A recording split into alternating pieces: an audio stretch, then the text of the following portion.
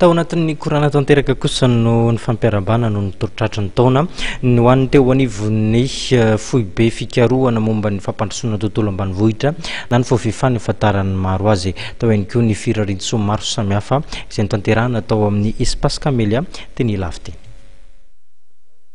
Tao anaty lanonam-pianakaviana tanteraka no nanaovana ny fampiarabana tratran'ny taona sy firaritsoan'ny foibe fikarohana momba ny fampandrosoana tontolo ambanivohitra na ny fofifa ny somalasa teo teny amin'ny Camélia eny Ilavy. Fotoana na ahafahan'ny fianakaviam-ben'ny fofifa ny korana sy ny aran'ny faly.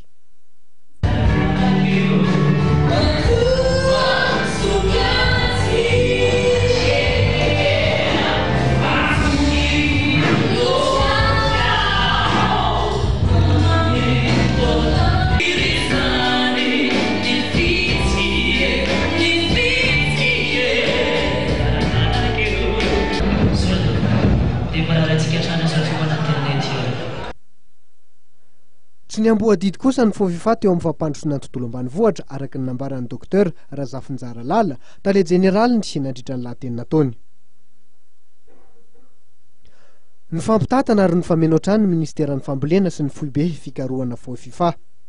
Ny fofifa nanomboka tamin'ny taona maromaro zay dia nankinina na nafatotra tanteraka amin'ny ministeran'ny fambolena.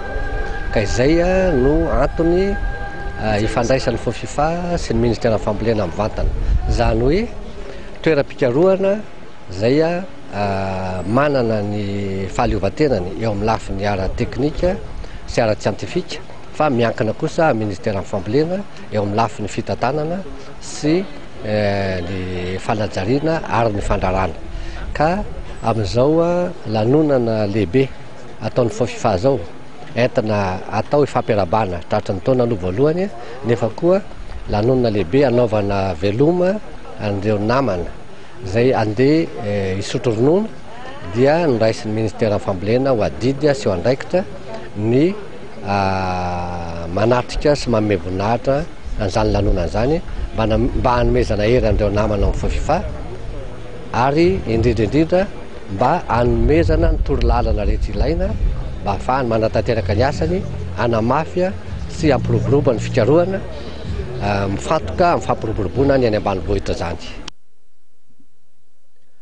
Tsy adinon'ireo mpiasa ao anivon'ny fofifa no nanolotra solom-body akoho ho andreo ray aman-dreny eo anivon'ny fofifa.